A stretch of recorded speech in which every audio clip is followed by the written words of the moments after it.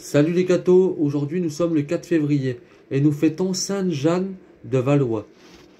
Sainte Jeanne de Valois, fille du roi Louis XI, vint au monde toute laide et contrefaite.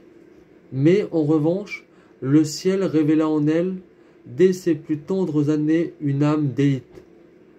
Sa piété envers la Sainte Vierge marquait son âme du sceau des prédestinés. Elle avait 5 ans lorsque la Mère de Dieu daigna lui apprendre qu'elle était appelée à fonder en son honneur un ordre dont le but principal serait l'imitation de ses vertus. Jeanne fut mariée malgré elle à un prince qui l'avait en aversion et ne la regarda jamais comme son épouse. Après quelques années pleines d'épreuves pour elle, le roi Louis XI étant mort, ce mariage, contracté en des conditions déplorables, fut, à la demande du mari, déclaré nul par le souverain pontife. « Que Dieu soit glorifié, dit alors la sainte. Mes chaînes sont brisées.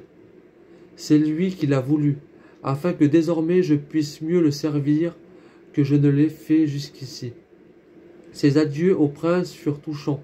« Je vous dois, dit-elle, une grande reconnaissance, puisque vous me retirez de la servitude du siècle. Pardonnez mes torts.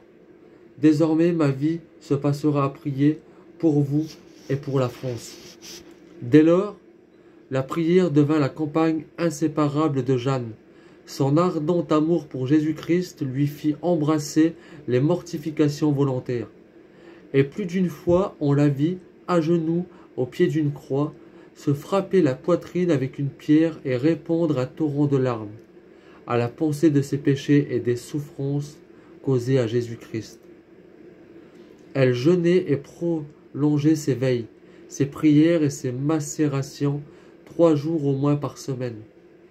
Consoler les pauvres, les servir à table, laver et baiser leurs pieds, voilà quelles étaient les occupations chères à son cœur. Son humilité aurait voulu cacher à tous les yeux les prodiges de sa charité. Elle n'aurait désiré que Dieu seul pour témoin, car elle ne cherchait que lui dans la pratique de toutes les vertus. L'Eucharistie était sa forme mystérieuse, et elle ne la recevait jamais que toute baignée de larmes. Et c'est au pied du tabernacle qu'elle trouvait tous les trésors de dévouement qu'elle prodiguait autour d'elle. Elle put, avant sa mort, fonder selon la promesse de la Sainte Vierge l'ordre des Annonciades. Une clarté extraordinaire parut pendant plus d'1 heure dans sa chambre au moment de sa mort. On trouva son corps couvert d'un cilice avec une chaîne de fer. Que Dieu vous bénisse et à plus les cathos.